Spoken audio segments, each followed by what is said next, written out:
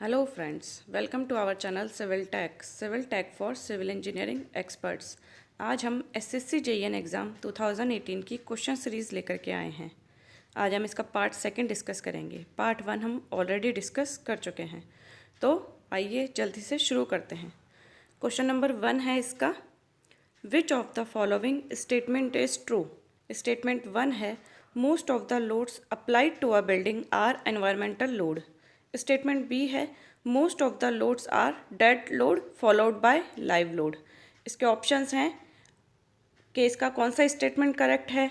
Only B statement, second option है only, first option है only A statement, second option है only B statement, third option है both A and B, and fourth option है neither A nor B.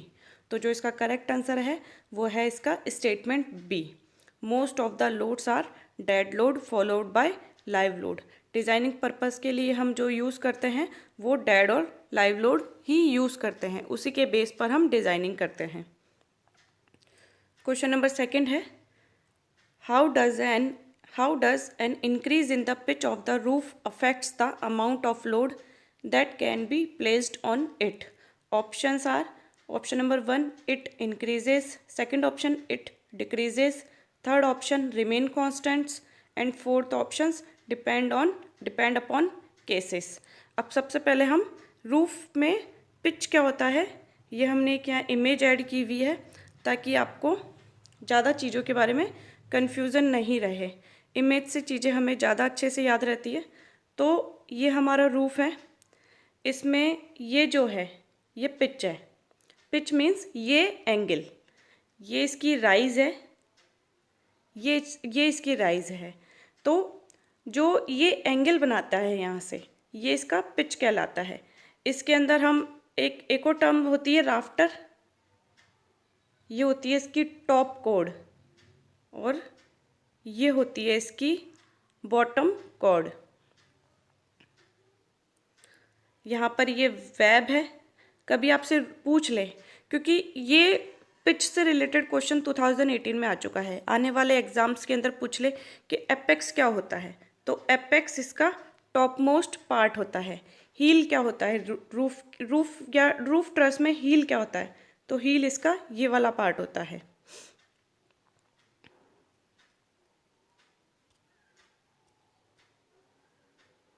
Question हमारा यही है कि जब रूफ के अंदर पिच इंक्रीज होती है तो उसके लोड पर क्या इफेक्ट पड़ता है, अमाउंट ऑफ लोड पर क्या इफेक्ट पड़ता है। तो इसका जो करेक्ट आंसर है वो है इट डिक्रीजेस, क्योंकि जो इसका एक्सप्लेनेशन हमने यहाँ दिया हुआ है, as rise increases with respect to span load carrying capacity decreases. अच्छा, ज़्यादा अच्छे से और इसको एक्सप्लेन करना हो तो ये देखिए, ये यहाँ पर इसका राइज इंक्रीज कर रहा है। यहाँ पे देखेंगे तो ये इसका यहाँ पर राइज, जैसे जैसे राइज बढ़ रहा है इसका पिच का डिग्री भी बढ़ रहा है। ये यहाँ पर देखिए, जैसे जैसे इसका राइज बढ़ता है वैसे वैसे इसका पिच का डिग्री भी बढ़ता है, और पिच का डिग्री बढ़ता है तो इसकी लोड कम हो जाता है।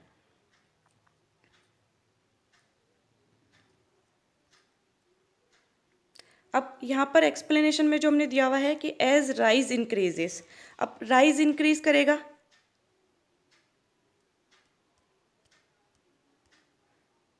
यहाँ पर हमने दिया हुआ है as rise increases, rise increase करेगा स्पान में तो पिच भी इंक्रीज करेगा और लोड कैरिंग कैपेसिटी इसकी डिक्रीज हो जाएगी। इस वजह से जो इसका आंसर है वो है इसका option number second, it decreases.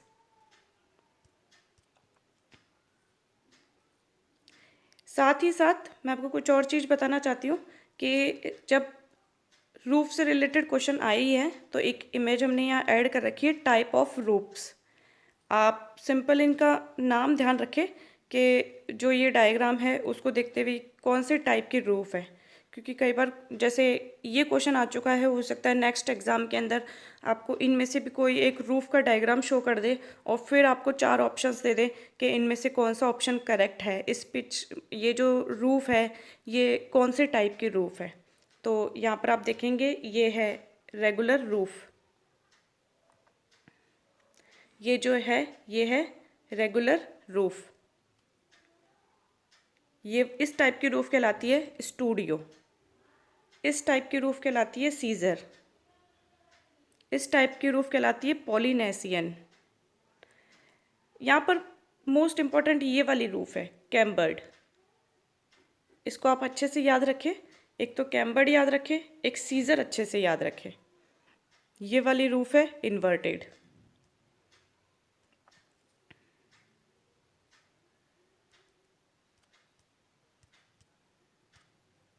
ये वाली रूफ है मोनोपिच।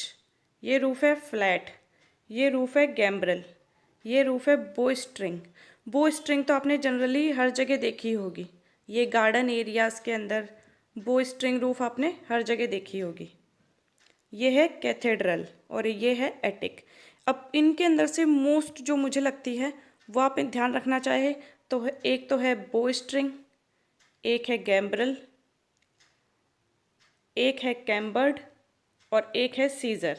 इनका डायग्राम आप अच्छे से माइंड में रखें कि हो सकता है कि और कुछ ना आए, डायरेक्टली बस डायग्राम ही आ जाए और आपको टाइप ऑफ रूफ इनमें से कौन सी है ये पूछ लेवे। नेक्स्ट क्वेश्चन है what will be the rain load in PSF if DS is 2 inches and DH is 1 inches? Options are option number 1 5.2, option number 2 10.4, option number 3 15.6 and option number 4 20.8। तो जो इसका करेक्ट आंसर है वो है 15.6। ये आइए इसका एक्सप्लेनेशन देखते हैं यहाँ पे। Roof is designed for the rain loads that comes on it when primary drainage is blocked and the depth of water rises above the inlet of secondary drainage. This accumulated rainwater will cause a uniform load on the roof. Following formula is used to calculate the load of rainwater. जब primary drainage को close कर दे तो और ये block हो जाए primary drainage तो पानी अच्छे से पानी छत पर इकट्ठा हो जाएगा। उसकी वजह से जो रूफ पे लोड यूनिफॉर्मली डिस्ट्रीब्यूट होगा तो वो लोड कितना होगा ये हमें बेसिकली यहाँ पूछा गया है। तो जो रेन लोड का फॉर्मूला है वो है 5.2 DS प्लस DH। DS की वैल्यू हमें दी हुई है 2, DH की वैल्यू हमें 1 दी हुई है, तो इसका जो रेन लोड होगा वो होगा 15.6।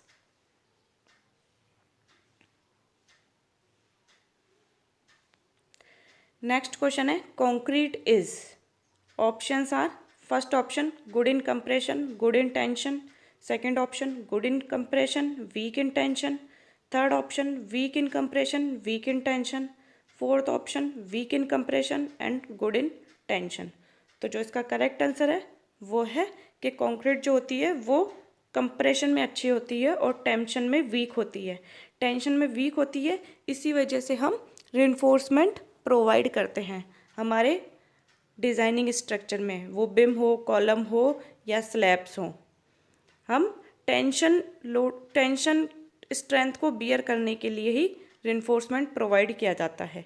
यहाँ पर हमने और बता रखा है इमेज के थ्रू टेंसाइल स्ट्रेंथ के बारे में कि concrete has low tensile strength.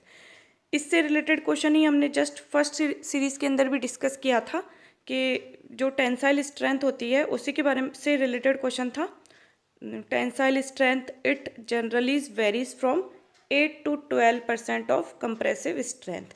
जो कंक्रीट की कंप्रेसिव स्ट्रेंथ होती है ये उसका 8 to 12% ही होती है, यानी कि बहुत कम होती है tensile strength.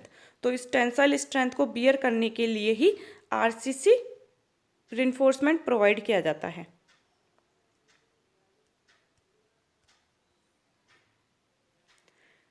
Next question if in planar system X parts oblique member are there with Y number of forces then condition for statically determinacy is।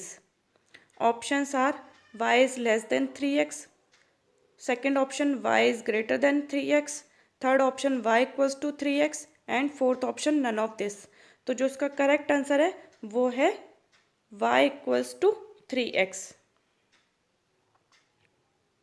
y equals to 3x। Option third इसका correct answer है।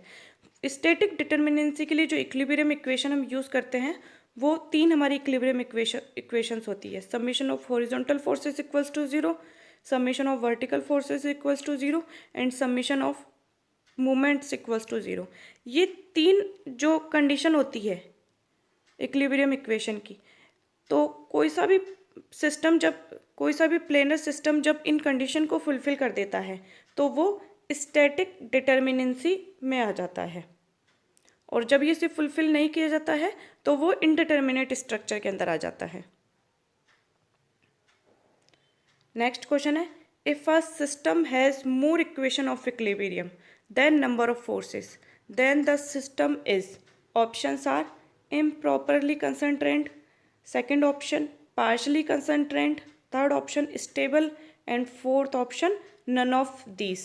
यही question, इसी से related हमने question just अभी भी discuss किया है कि स्टैटिक डिटर्मिनेंसी अगर तीनों कंडीशन फुलफिल कर रहा है, summation of horizontal forces equals to 0, summation of vertical forces equals to 0 and summation of movements equals to 0, ये फॉलोड करता है तो वो डिटर्मिनेट स्ट्रक्चर होता है।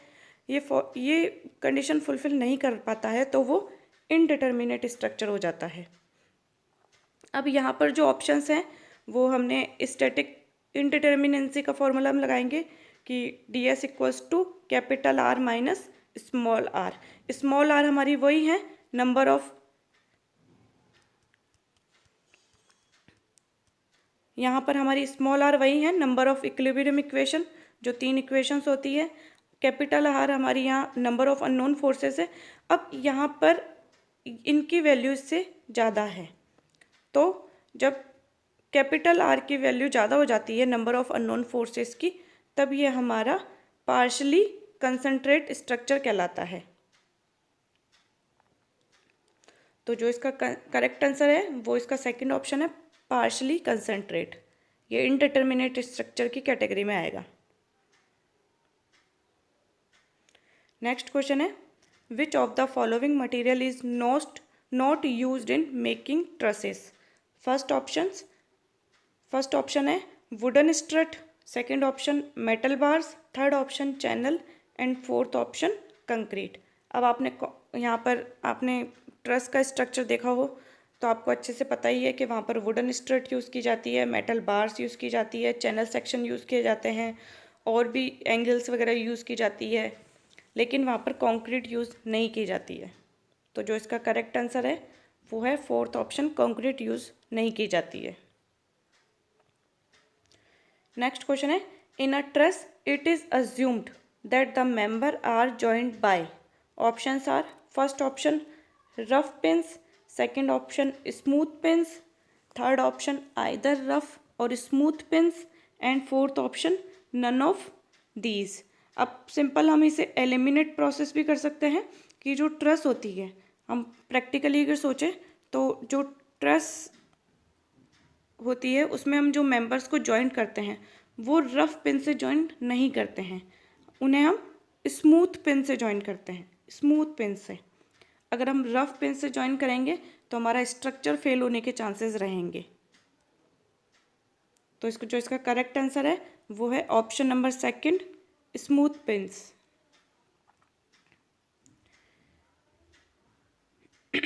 नेक्स्ट क्वेश्चन है, what is the major difference between truss and beam. Options are, first option beam can't transmit load in vertical direction while truss can. Second option truss can't transmit load in vertical direction while beam can. Third option beam can't transmit load in axial direction while truss can, and fourth option can't transmit load in axial direction while BIM can। तो जो इसका correct answer है कि जो major difference होता है बिम and truss के अंदर वो यही होता है कि truss can't transmit load in vertical direction while BIM can, यानी कि ट्रस वर्टिकल डायरेक्शन के अंदर लोड ट्रांसमिट नहीं कर सकती है, बिम ट्रांसफ़र करती है। ट्रस के अंदर हम जनरली हॉरिजॉन्टल और मूवमेंट्स को ज़्यादा, हॉरिजॉन्टल फोर्सेस और मूवमेंट्स ज़्यादा निकालते हैं। Next question, given that J is number of joints, B and R the number of members and number of reactions. If B equals to 4, R equals to 3 and J equals to 4, then the truss is. Options हैं, first option statically determinate, second option statically indeterminate and stable, third option stable and fourth option unstable. तो जो इसका correct answer है वो है, इसका correct answer unstable. इसका fourth option इसका करेक्ट आंसर है। यहाँ पर हमने एक्सप्लेन किया हुआ है कि यहाँ पर हमारे मेंबर, ट्रस्ट मेंबर के लिए हम फॉर्मूला यूज़ करेंगे m equals to 2j minus r. m की वैल्यू यहाँ पर 4 दी हुई है, जब हम 2 इंटू जे माइनस आर की वैल्यू रखेंगे ये 5 आएगा, जबकि यहाँ पर हमारे m की वैल्यू 4 हमें दी हुई है, ये इक्वल में नहीं आ रहा है, इसलिए हमारी ट्रस अनस्टेबल है। Next question, which IS code gives details regarding water to be used in concrete. Options are, first option IS 456, second option IS 383, third option IS 565 and fourth option IS 3012। तो जो इसका correct answer है वो है IS 456। ये हमारा जो IS code हम यूज़ करते हैं 456 2000 वाला, उसके 14 नंबर के क्वेश्चन पर इसको एक्सप्लेन किया हुआ है। ये हमने यहाँ इमेज ऐड की है, यहाँ पर आप देखेंगे तो वाटर के बारे में अच्छे से इसी IS कोड के बारे में बताया गया है। Water used for mixing and curing shall be clean. ये यहाँ पर वाटर की मेज़रमेंट, उसकी pH, कैसे क्या हमारा वाटर कौन सा वाला सही रहता है, उसमें कौन कौन से वाले मिनरल्स होने चाहिए, ये सब कुछ इसके बारे में बताया गया है।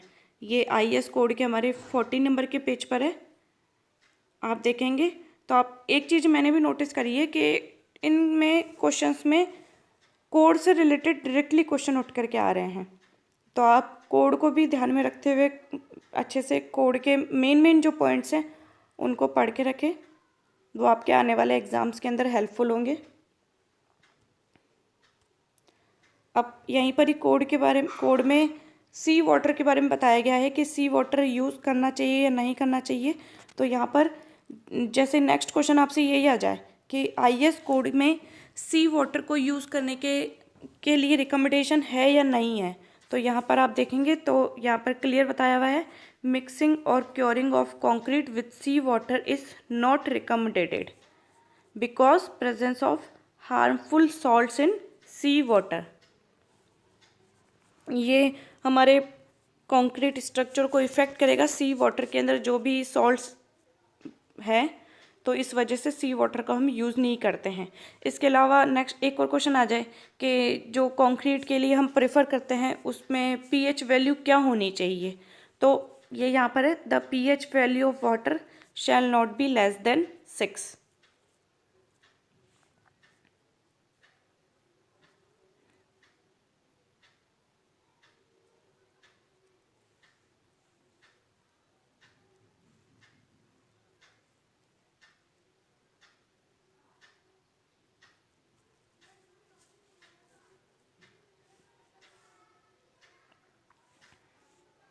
चलिए नेक्स्ट क्वेश्चन की तरफ आगे बढ़ते हैं। बस मैं आपको यही कहना चाहूँगी कि आप इधर उधर से ना पढ़े, बस रेफरेंस बुक्स को पढ़े और कोड को पढ़े। बहुत सारी किताबों को इकट्ठा करने से कोई सेंस नहीं है, क्योंकि अगर आप उससे रिलेटेड आंसर को उसमें टिक भी कर देंगे तो जो भी एग्ज़ाम मतलब जो भी आयोग है वो उन आंसर को प्रेफर नहीं करता है। आयोग उन्हीं आंसर को प्रेफर करता है जो कोड से रिलेटेड होंगे, रेफरेंस बुक से रिलेटेड होंगे। रेफरेंस बुक्स में जो लिखा हुआ है, कोड में जो लिखा हुआ है, वही आंसर सही है। आप इधर उधर की बुक से पढ़ दे और वो आंसर आपके माइंड में रहे और उससे जाके टिक कर दे, तो आपका मतलब आपकी मेहनत भी वेस्ट जाएगी और आपका क्वेश्चन भी गलत हो जाएगा। इसलिए अगर मेहनत कर ही रहे हैं तो कोड पे और रेफरेंस बुक्स पे करें। इसीलिए मैं यहाँ पर रेफरेंस बुक्स की इमेज ही ऐड कर रही हूँ और कोड की इमेज ही ऐड कर रही हूँ।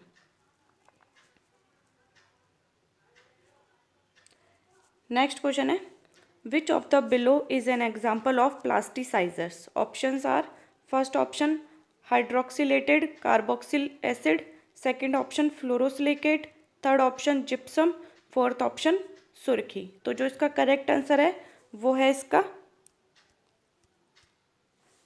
First option. इसका करेक्ट आंसर है हाइड्रोक्सिलेटेड कार्बोलिक एसिड। अब यहाँ पर जो जिप्सम है वो रिटार्डर के अंदर यूज़ किया जाता है, सुर्खी कंक्रीट में रिटार्डर के अंदर यूज़ किया जाता है। एक अदर टर्म है यहाँ पर फ्लोरोसिलिकेट। तो फ्लोरोसिलिकेट के बारे में हमने थोड़ा सा यहाँ बताया हुआ है। Fluorosilicate is used an insecticides, rodenticides and a veterinary treatment for lice.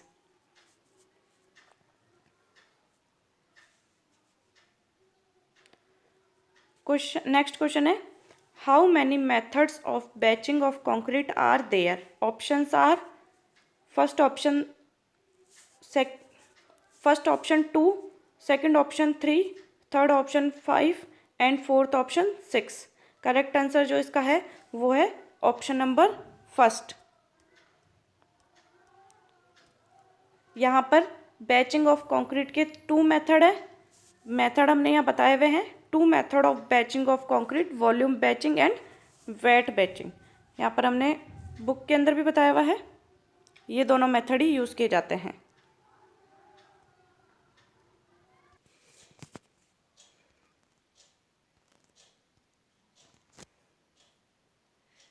Next question है, concrete is generally placed on अ।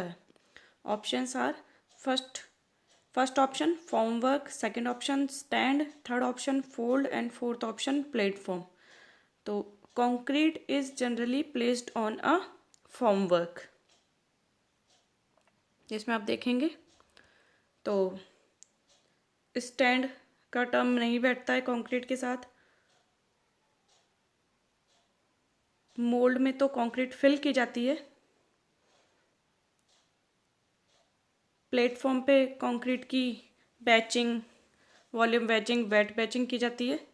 तो जो इसका करेक्ट आंसर है वो है concrete is generally placed on a formwork.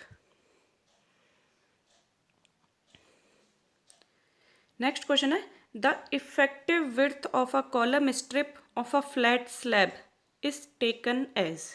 Options are, first option 1/4 the width of the panel, second option half the width of the panel, third option half the diameter of the column and fourth option the diameter of the column।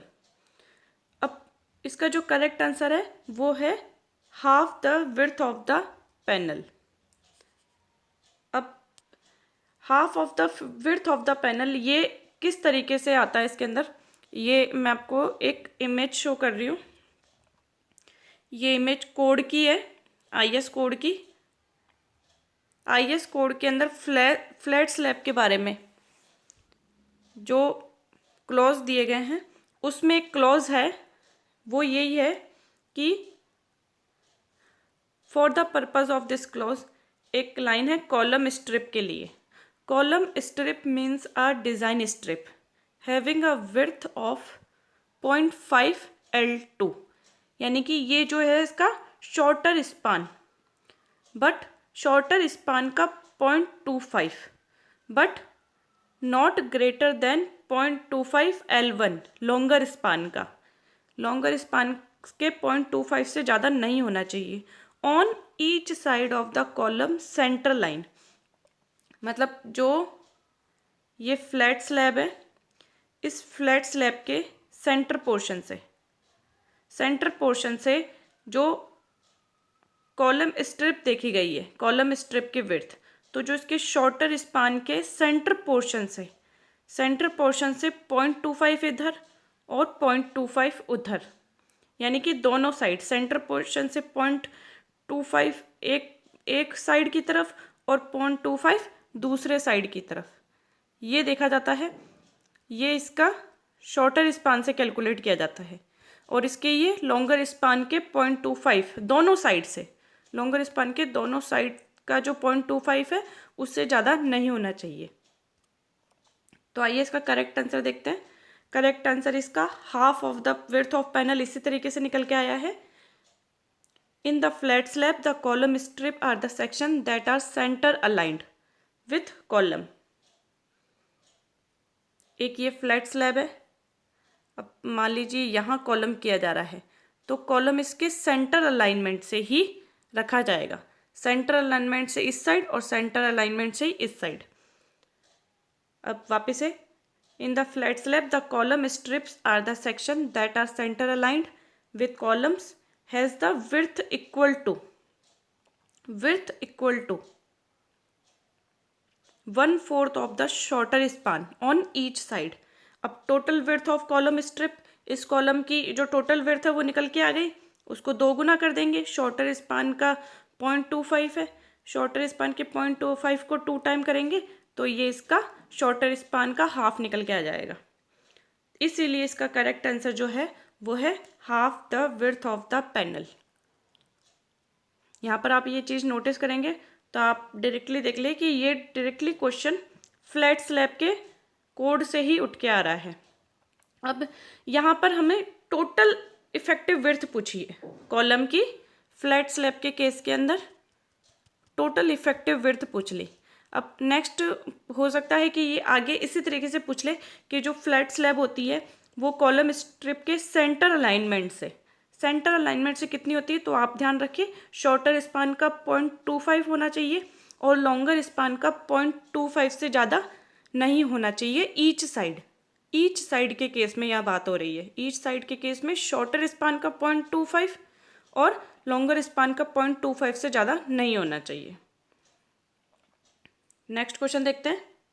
The permanent dimension changes due to loading of concrete is termed as, options are first option strain, second option extent, third option creep and fourth option embed। तो जो उसका correct answer है वो है creep। creep is a permanent deformation which is recorded with passage of time at constant loading। it is plastic deformation, permanent और non recoverable in nature। अब यहाँ पर आपसे इस क्वेश्चन के अंदर ये क्या पूछा गया है कि परमानेंट डायमेंशन चेंज हो जाता है कंक्रीट के अंदर तो उसे क्रिप कहा जाता है। नेक्स्ट क्वेश्चन को घुमा के इस तरीके से भी कह सकता है कि deformation take places with passage of time, तो उसे क्या कहेंगे, तो उसे भी क्रिप ही कहेंगे। और क्रिप जो है वो प्लास्टिक डिफॉर्मेशन है, ये परमानेंट होता है और नॉन रिकवरेबल होता है।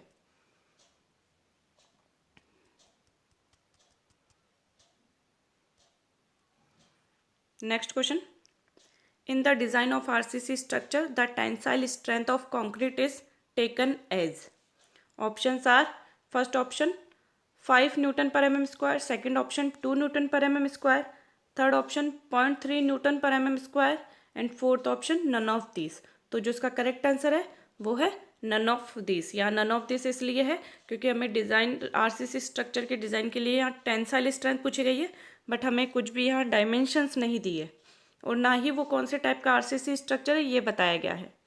तो जब तक हमें ये नहीं बताया जाएगा, उसका लोड नहीं बताया जाएगा, तब तक हम उसकी टेंसाइल स्ट्रेंथ नहीं बता सकते हैं। Next question. Flexure strength of a concrete is determined as, options are modulus of rigidity, second option modulus of rupture, third option modulus of plasticity and fourth option modulus of elasticity. तो जो इसका correct answer है वो है modulus of rupture. यहाँ हमने image add की हुई है फ्लेक्सर स्ट्रेंथ के लिए। The flexure strength expressed in terms of modulus of rupture is defined as maximum tensile strength in the maximum tensile stress in the concrete at rupture in flexure test. और flexure strength का यहाँ formula दिया हुआ है F/Y equals to M/I। हो सकता है कि डायरेक्टली ये फॉर्मूला पुट करके आपसे पूछ ले कि ये कौन सा फॉर्मूला है, तो ये फ्लेक्सर स्ट्रेंथ ऑफ कंक्रीट से रिलेटेड फॉर्मूला है।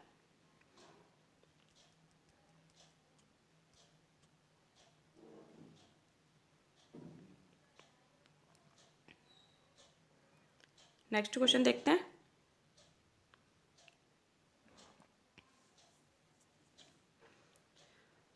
properties of concrete can broadly be divided into. Options are first option 1, second option 4, third option 2 and fourth option 3. तो जो इसका करेक्ट आंसर है वो है ऑप्शन नंबर 2 4. कंक्रीट की प्रॉपर्टीज़ जो होती है वो यहाँ पर डिफाइन की हुई होती है. वैसे यहाँ पर मैक्सिमम 4 ही आंसर दिया हुआ है, लेकिन जो प्रॉपर्टीज़ होती है कंक्रीट की वो 4 से भी ज़्यादा होती है, जिसमें स्ट्रेंथ होती है, इम्परमेबिलिटी होती है, durability, shrinkage, crepe, elasticity, thermal properties, fire resistance. ये कंक्रीट की प्रॉपर्टीज़ होती है.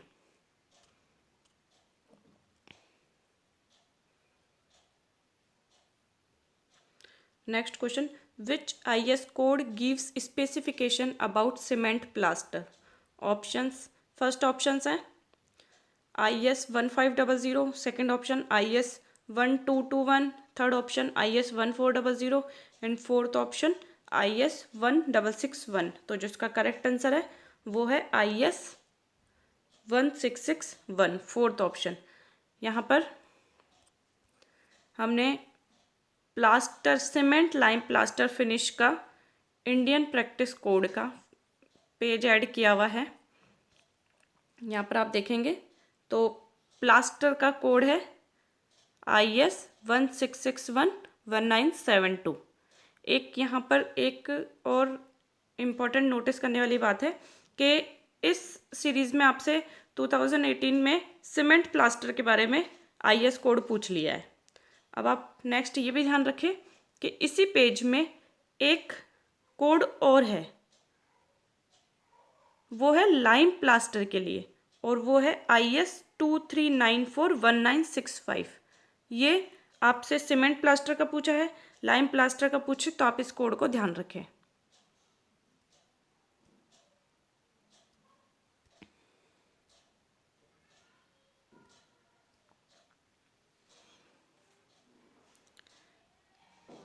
तो आगे बस इस चीज़ का ध्यान रखें कि सीमेंट प्लास्टर के लिए जब कोड पूछा गया है IS कोड कौन सा वाला है, तो लाइम प्लास्टर के लिए भी सीधा सीधा ध्यान रखें 2394-1965. नेक्स्ट क्वेश्चन है, in a lime cement plaster ratio 1:16 correspond to. Options are, यहाँ पर हमें यही बताना है कि जो ये 1:16 है, ये इसकी सीरीज़ में जो ये 1:16 है ये लाइम सीमेंट सैंड में किस रेशो में है. तो जो इसका करेक्ट आंसर है वो इसका सेकंड ऑप्शन है, ये सीमेंट 1, लाइम 1 एंड 6 सैंड. ये इसका करेक्ट रेशो है इसके रिस्पेक्ट में. इसमें जो फर्स्ट होता है वो हमेशा हम सीमेंट ही रखते हैं, fine aggregate.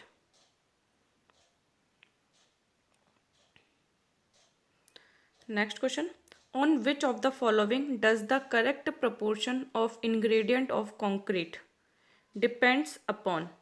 Options are bulking of sand, second option water content, third option absorption and workability and fourth option all options are correct. तो जो proportion of ingredient होता है concrete में वो इनमें से सभी पे डिपेंड करता है. bulking of sand इस पे भी डिपेंड करता है, वाटर कंटेंट इसमें भी प्रपोर्शन ही यूज़ किया जाता है करेक्ट, अब्सॉर्प्शन एंड वर्केबिलिटी में भी यूज़ किया जाता है. तो इसका जो करेक्ट आंसर है वो है all options are correct. Next question है, if X, Y, Z are the finest modulus of coarse, fine and combined aggregate, the percentage of fine aggregate to combined aggregate is. यहाँ percentage पूछा गया है P = Z-X/Z-Y/X. Second option है P = X-Z/Z-Y/X. Third option P = X-Z/Z+Y/X. And fourth option है P = X+Z/Z-Y/X. इसमें options हैं कि कौन सा ऑप्शन इसमें से करेक्ट है. फर्स्ट ऑप्शन है, सेकेंड ऑप्शन है, थर्ड ऑप्शन है या फोर्थ ऑप्शन है. तो जो इसका करेक्ट आंसर है वो है इसका सेकंड ऑप्शन, P = X-Z/Z-Y/100. अभी कैसे आया, तो यहाँ आप देखें कि जो इसका फाइनेस्ट मॉड्यूलस निकालने का जो फॉर्मूला है, फाइनेस्ट मॉड्यूलस निकालने का फॉर्मूला यहाँ हमें सीधा सीधा दिया हुआ है P equals to x minus z upon z minus y into 100। यहाँ x जो है वो है finest modulus of coarse aggregate, y equals to finest modulus of fine aggregate and z equals to economical value of finest modulus of joint aggregate यानी कि combined aggregate. अब इससे formula से रिलेटेड क्वेश्चन 2018 में आ चुका है। अब हम यहाँ पर कुछ और प्रॉपर्टीज़ के बारे में डिस्कस करते हैं जो इससे रिलेटेड है, जैसे कि इंडेक्स नंबर क्या होता है। इंडेक्स नंबर होता है index number that defines the relative size of coarse fine aggregate is called finance modulus. Index number that defines the relative size of course and fine aggregate is called finance modulus. सीधा सीधा आपसे finance modulus भी पूछ ले तो आप इसकी definition को याद रखें। नेक्स्ट है इसके बारे में कि कोर्स एग्रीगेट का जो है वो ही पूछ ले सीरीज़ क्या है कोर्स एग्रीगेट की। तो कोर्स एग्रीगेट की ये सीरीज़ याद रखें कि कोर्स एग्रीगेट होते हैं 80 mm, उसके बाद 40 mm, 20 mm, 10 mm एंड 4.75। 4.75 तक के जो एग्रीगेट है, 4.75 से अबाउ वाले जो एग्रीगेट है वो कोर्स एग्रीगेट में आएंगे।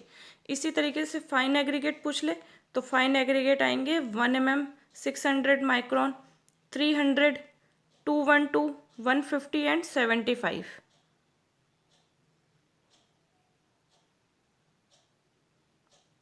चाहे तो इस पेज का अच्छे से स्क्रीनशॉट खींच ले और कोर्स एग्रीगेट और फाइन एग्रीगेट के साइज याद रखें। कई बार इनका असेंडिंग ऑर्डर में या डिसेंडिंग ऑर्डर के अंदर फाइन एग्रीगेट या कोर्स एग्रीगेट के साइज ही पूछ लेते हैं। एक इंडेक्स नंबर का फॉर्मूला या फाइनेस मॉडुलस का डेफिनेशन याद रखें। नेक्स्ट क्वेश्चन है which of the following statement is false. Options are workability of the concrete mix decreases with an increases in the moisture content. Concrete for which preliminary tests are conducted is called controlled concrete. Third option है bulking of sand depends upon the fineness of grains. तो जो इसमें false statement हैं ये सभी false statements हैं। इसका जो ऑप्शन नंबर 4 है वो इसका करेक्ट ऑप्शन है, क्योंकि जो इसका फर्स्ट ऑप्शन है उसी को हम देखते हैं कि workability of concrete mix decreases with in the moisture content, जबकि ये इसका अपोजिट होता है workability of concrete mix increases with increase in moisture content. Moisture content हम जैसे जैसे वाटर ऐड करते जाएंगे तो कॉन्क्रीट को वो इजीली वर्केबल बना देगा, बट वो उसकी स्ट्रेंथ को इफेक्ट करता है, इसलिए हम उसका करेक्ट वाटर सीमेंट रेशो ही यूज़ करते हैं। सेकेंड ऑप्शन इसका जो है वो है concrete for which preliminary test are conducted is controlled concrete. उसे कंट्रोल्ड कॉन्क्रीट नहीं कहेंगे हम, यहाँ कंट्रोल्ड वर्ड गलत यूज़ किया हुआ है, उसे हम करेक्ट प्रोपोर्शन वाली डिज़ाइन कॉन्क्रीट बोल सकते हो, लेकिन कंट्रोल्ड कॉन्क्रीट तो बिल्कुल नहीं कहेंगे। नेक्स्ट है bulking of sand depends upon finance of grains. Finance of grains पर डिपेंड ना करके ये साइज ऑफ एग्रीगेट पर या साइज ऑफ ग्रेन्स पर डिपेंड करता है बल्किंग ऑफ सैंड। तो इसके जो तीन ऑप्शन है ये तीनों ही इनकरेक्ट हैं। नेक्स्ट क्वेश्चन है which of the following statement is false. First option है space between the exterior walls of a warehouse and back piles should be 30 centimetre. Second option है cement bag should preferably be piled on wooden planks. Third option है cement bag should be place such that bags of one layer does not touch the bags of adjacent layer. Fourth option है none of this. अब इनमें से हमें false option choose करना है, तो इसका जो करेक्ट आंसर है वो नन ऑफ दिस। ये सभी ट्रू स्टेटमेंट है। स्पेस जो एक्सटीरियर वॉल्स के अंदर रखा जाता है एंड बैक पाइल्स में जो रखा जाता है वो 30 सेंटीमीटर रखा जाता है। सीमेंट बैग जो हम रखते हैं वो वुडन प्लैंक्स पे रखते हैं। थर्ड ऑप्शन जो है कि सीमेंट बैग्स की लेयर को हम इस तरीके से प्लेस करते हैं कि वो एक दूसरे को टच नहीं करें। नहीं तो अगर एक सीमेंट बैग में मॉइस्चर कंटेंट आ गया है तो वो बढ़ते बढ़ते सेकेंड और उसके आगे एडजेसेंट लेयर के अंदर उसका मॉइस्चर बढ़ जाएगा।